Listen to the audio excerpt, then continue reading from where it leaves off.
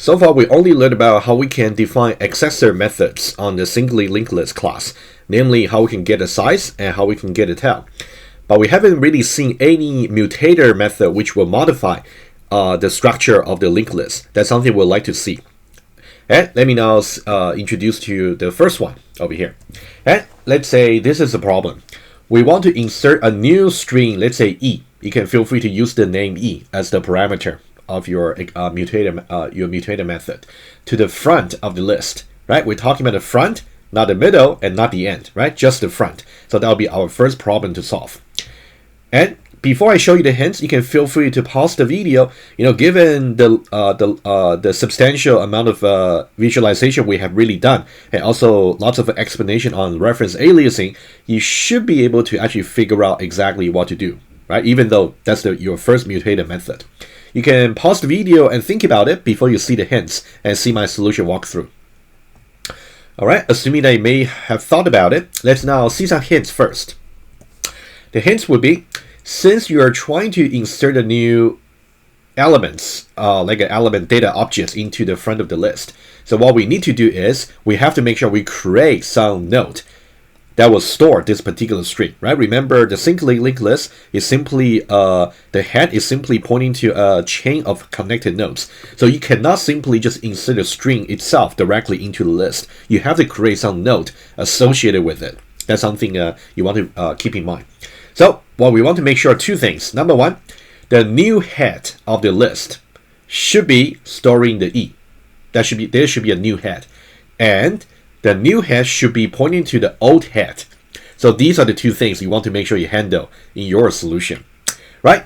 Now I will give you one more chance to pause the video if you actually want to sketch the solution to see how to do it. This method here is actually quite simple, as it's our first example of mutator on linked list. Alright, and if you already tried, let's now compare your solution. And amazingly, of course, we're still assuming that it's going to be in the context of singly linked list as usual. We don't actually need a loop for this method over here. And let me just go over only a few lines of code quickly, and then we're going to maybe just trace one JUnit test case that's already included in your source code. And then I'll leave the exercise of using the Eclipse debugger to you. I'm only going to trace on paper just to save some time. Alright, so we're going to define this mutator method returning void. And let's call it addFirst. It's a very standard name for inserting to the front. You can say insert to the front or insert first. That's also fine if you want to define your own list. And we're only passing a string value over here. And notice one thing here. Alternatively, we could have simply just changed this from string E into maybe node N. So that would be the node class over here as the type of the parameter. However, that's not typical. Typically, you want to make this method here as user-friendly as possible, meaning that you want anybody who actually wants to use this particular method here, all they got to do is to pass the data objects over here. And then any node, any connection that has to be done to make the change, it will be done privately by the implementer, by whoever is actually programming the method. That's something I will try to remember to annotate when we switch to the nodes. Right, let's see what you have to write. You're going to create a new head, right? You can see the head over here appear at the left, also on the right. Right, that's something we have seen similar, like how we update the current. It would be like a similar idea. So you just want to make sure the principle will be you want to evaluate the right-hand side of the assignments, and then you will assign whatever it is to the left. That's basically what you got to do, right? It's not too bad. Well, we'll trace it together. And also, given approach number one about constructing the linked list, you should know exactly how this should work, right? So that will be line number 2. We want to make sure the head, we created a new head over here. And it is pointing to the old head. That's basically what we are saying. And then we want to have some special case to say, oh, by the way, we already assume we got a tail and also size attributes already, right? Based on the earlier slide, we are trading space actually for time. That's something we assume. Starting from this method, we got 4 more methods to cover for the basic operation of singly linked list. For each one of them, and also for any additional exercises I will assign to you, we assume the head, the tail, and also the size, the 3 attributes. That's what we assume. All right, so we got size. If the size is equal to 0, meaning that if currently the list before the insertion is actually empty, in that case, the new node, the new head should be the tail at the same time. That means they're pointing to the same node. That's something, once I visualize, you'll see exactly what I mean. And we got to increment the size. So this is something I mentioned also in the earlier part. I said if you actually wanted to make the size as an attribute, it's pretty good. We are really trading the space for time. The pro will be you definitely can save time. You don't really need to compute the loop every time you call the getSize method. On the other hand, the catch is the extra complexity you have to add in for every other method. For example, for the addFirst, you know that it's going to change the size of the linked list. In that case, you have to make sure you remember to really update the attribute value. If you forgot to really include this line, in that case, your list will become inconsistent. For example, maybe you're storing 5 nodes in the list, but the size attribute might just be 3. Right? It's completely out of sync. But if you actually use the older getSize accessor method, which will be big O of n, in that case, you don't have to worry about such line, like what I'm highlighting right now, right? It's also a remark, actually, for you to remember. All right, so that's about the implementation here. I will now switch to iPad over here. Okay, you already got this particular JUnit test in your source code. You just look for test singly linked list number 2, right? Just go there and then you will see the Java code over there. Well, let me show you very quickly. Okay, actually, I don't have Eclipse open at the moment. But that's okay. You can go there, and then the exercise for you is to use the debugger, right? So let me write down the exercise first that you really highly recommend it to do. So the exercise will be over here. Let me put it here. The exercise. Use debugger to trace this particular method, right? I would say that's a very important exercise for you to complete based on what we have learned earlier. You should know how to use debugger. All right, let me just change back to blue. All right, and then I would like to make 2 quick annotation first. Okay, let me now say the first one. So the first one here, I want to talk about the parameter over here, string e over here. So this will be the more user-friendly version, or caller-friendly. User caller-friendly.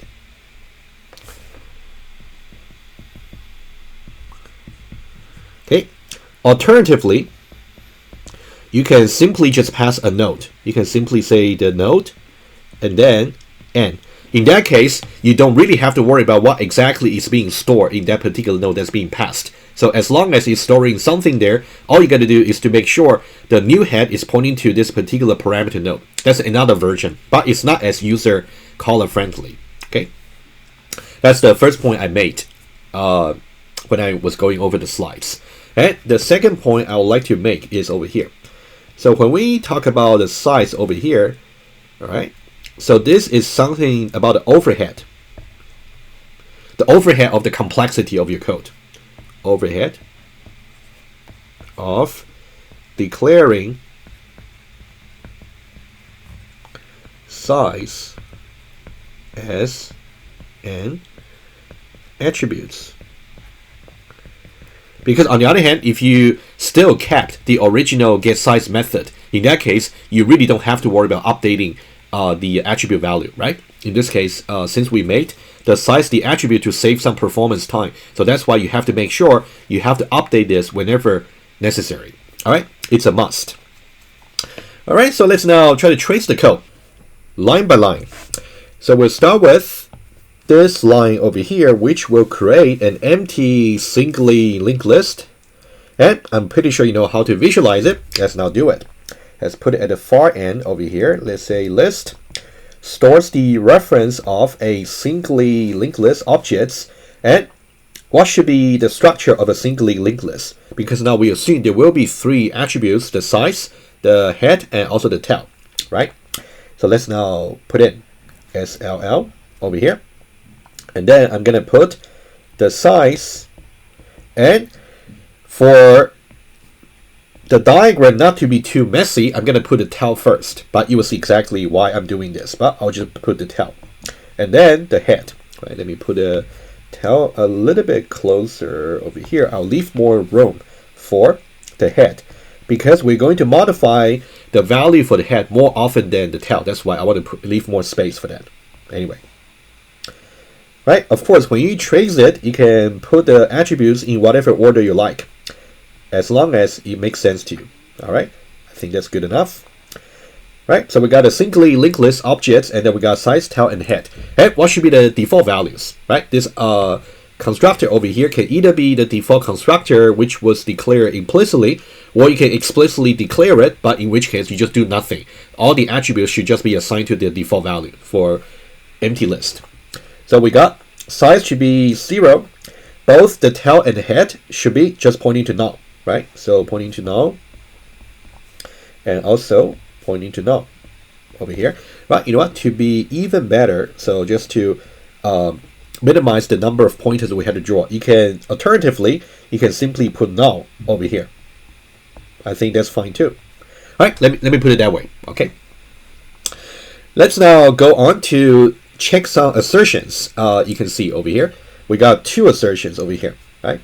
What I want to point out is, what about the performance time for the assertion themselves, right? They should be run as well as code, but these are pretty cheap, as we'll see. I want to highlight first. You can see we say list.getSize and list.getFirst. So these 2 method calls are very cheap. Well, given that we already traded the time, traded the space for time. These 2 methods will simply just return values of the 2 attributes that we assume we already got. The values of attributes, which one? GetSize is going to require to return the value of size, and GetFirst is going to require to return the reference of the head. Okay, and they're simply just returning, right? Just big of 1. That's something I would like to also emphasize quickly. Just make sure. All right. Okay, let's now move on. And of course, these 2 are obviously true, right? You can see 0 and also the GetFirst, which will get ahead. And there should be another method. I forgot if I included it in the source code. It should be called getLast. Of course, GetFirst and getLast are closer to the common language, like a first and last node in the list. Sometimes people try to get more technical by naming them, maybe getHead and also getTail. It's completely up to you how you want to name them in your own class. Right? Let's now try to trace the 3 calls to addFirst. We're going to call the same method for 3 times consecutively, and we're going to see exactly how things will be built up by using this. Right? So what we're doing now is, you really want to contrast this with how we set up the singly linked list earlier. What we did earlier was we tried to create a chain of nodes first, and then we simply set a head to be pointing to the beginning of the chain. That's what we did earlier. But now we're not doing that. So now we're going to build a chain on the fly by using consecutive invocations of the getFirst method. That's something you want to pay attention to, right? One of the exercises I will assign to you on the slides is about to really make sure you can really compare and contrast these 2 methods well. Let's now try to talk about the first one, right? addFirst. All right. addFirst, it's really a special case because currently the singly linked list is just empty, right? So let's now execute line by line. So we're going to execute this line first, and we're going to create a new node over here. And a new node, which I'll put over here, okay, the node. It will turn out to be the last node because we keep adding first. If we keep adding last, in that case, we'll have to put in the different order, but this will be the way to go. All right, so the node will be, well, what will be E in this case? E will be whatever the argument is, in which case it will be Tom, right? So this will be the node, and then we have to have 2 attributes for the node, which will be the elements and also the next, right? And since we're going to use this structure a few times, let me just copy that. All right, good. And the first one is going to be pointing to Tom. And what about the next reference, right? You can see the next reference is going to be the head, which will be the current head, which is null. Right? That's something we did earlier as well. But for this one, I think I can just afford to make a pointer. And again, in the case of null, it doesn't really matter if you visualize in this way pointing to null, or you simply put the null reference over here. It doesn't really matter. Conceptually, it's really the same. Okay. All right, let's now move on to the next. Oh, actually, before I do that, so far we have only created this new node over here on the right hand side for the variable assignments.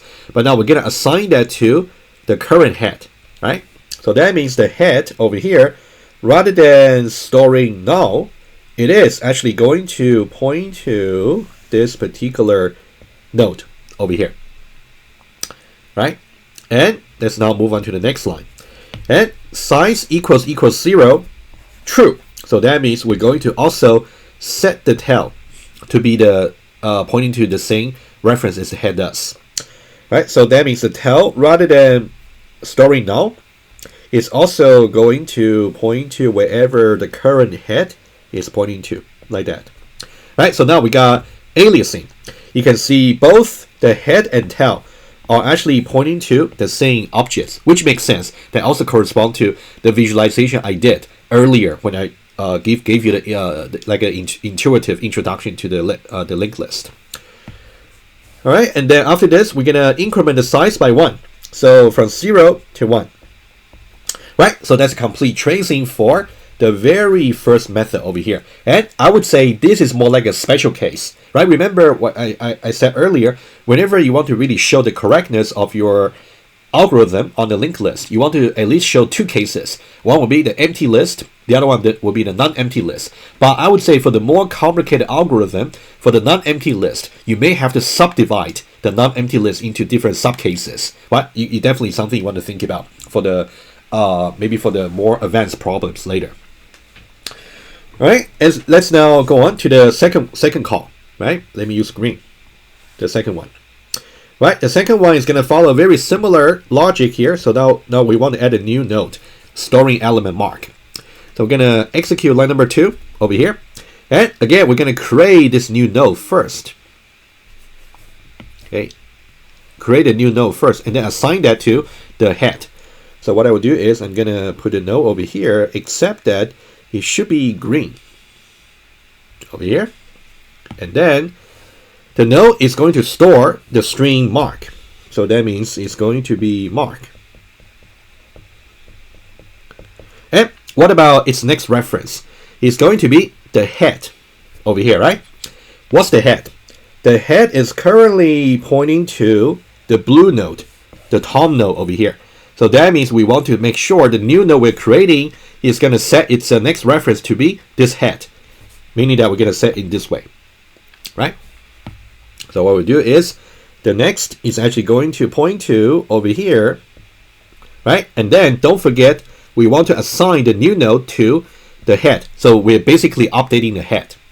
And the head over here, rather than pointing to the Tom node, it is now going to point to this particular node over here, right? Now you might be able to see why I want to draw head below tail. So in this case, I don't need to really cross the line, right? I thought about it anyway. So that's something you can also learn it, if you really want to trace it visually. And then we're going to execute, we're going to check the if statement over here. What about the current size? The size is currently 1, right? Just 1 node. We haven't updated the size yet, but that's okay. And so 1 equals 0 is false. So we're going to bypass, which makes sense.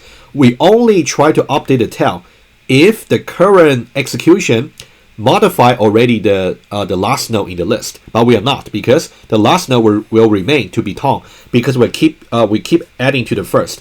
Only the very first call will effectively modify the last node, because remember, for the very first call, for the addFirst, the list was actually empty. In that case, adding a first node effectively will change the last node. That's why only the very first call will actually execute the body of the if statement, right? That's just some insight you want to keep in mind.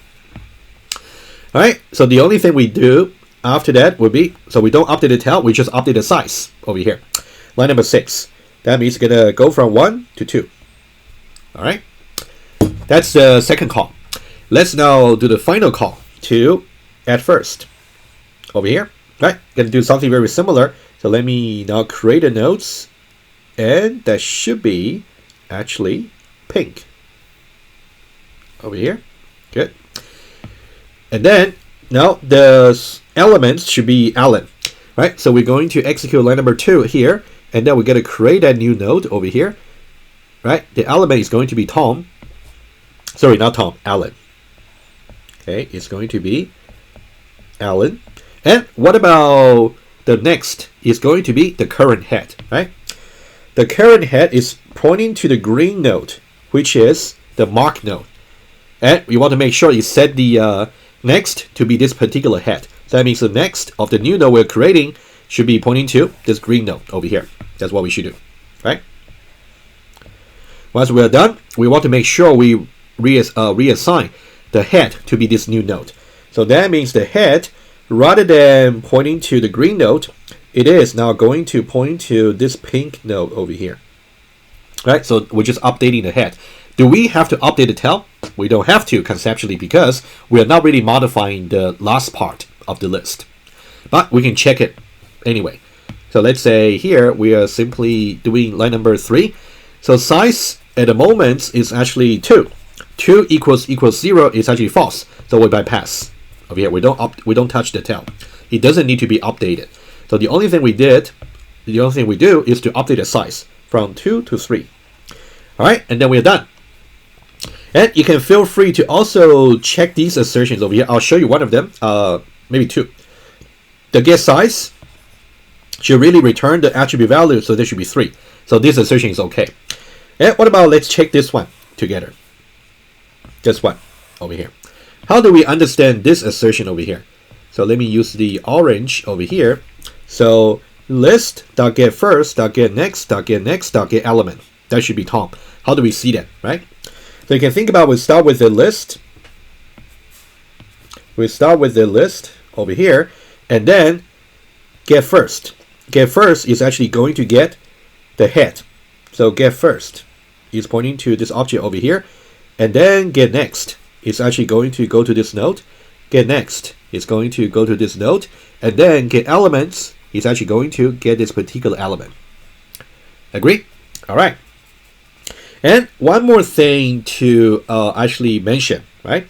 You should really now know what the head is and what the tail is, right? Ultimately, the head is really pointing to this particular node. That'll be the head. And also the tail is really pointing to this node over here. So the head and tail, right? That's something you want to also keep in mind. Okay, I can just highlight it quickly. So this will be the head, current head, and also this will be the current tail. If you just try to make another call to the addFirst, in that case, you're definitely only gonna change the head, but not the tail. And I'll leave that to you to really try to trace all the other assertions, right? It'll be quite important for you to understand how to check these assertions, whether true or not, based on the diagram we have drawn over here. All right, I hope that's clear enough to you. All right, let me now switch back to the slide. Before I do that, what is the running time for this particular method? If by only looking at the code itself without understanding the logic, it's obvious it's constant, because each line you can argue that the number of primitive operations is simply constant. If you add it up, it's also constant. I'll leave the exercise to you to really calculate precisely how many primitive operations there are involved. But it's definitely constant. Another way to think about it is, all we're doing over here is about reassigning the references over here for the head or tail. In that case, it's definitely constant. However, it's very important to really note the following. Okay, I want to write it down over here. I want to say here we are accessing the head over here, and also we are also accessing the its attribute head over here. So that one doesn't count. And also we are accessing the head over here, and also we are also accessing the tail. Right? Let me count them as well. Right? You can see, to really make this particular algorithm work, you will have to constantly access the head and also the tail, right? That's something you want to get access to. But given that we declare head and tail to be attributes, so that means to really access them, or simply to update them, it will be simply just a constant time. It will be very important for you to see that point over here. So accessing the head accessing the head, and also changing these two, they will just be, all these will just be constant. And the head, okay, you see my point. I'll just simply go one over here.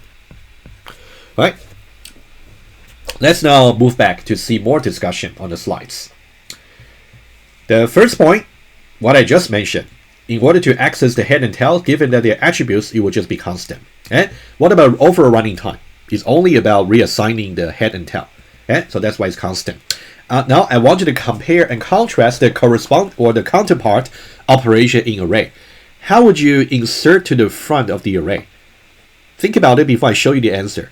If you want to insert to the front of the array, you cannot just insert directly, or you cannot just replace the index 0 to be that element. You cannot do that. You have to somehow create a larger array and then put the first element to be the new elements, put the element at the index 0 to be the new elements, and then shift everything to the right by one position and by copying, right? So that will involve using a loop. So that will be linear, as we said before, right? So you can now see this will be our first example where the basic data structure singly linked list perform better than the array. So there will be other operations where we're gonna make a similar comparison, but you really have to know at the end of the module, you should really know whenever you want to perform some operation, you want to know which basic data structure will perform better, either arrays or linked list. You have to make a judgment call, right, based on what you have learned. There will be 2 exercises I want to assign to you, but before that, I want to give you one more visual example. Let's say this is our linked list of maybe cities, and currently we got 3 nodes, and this is the head. But the diagram doesn't really include tail, but you can put the tail in if you want. And what we want to do is to create a new element. We want to add to the front some element Los Angeles, for example.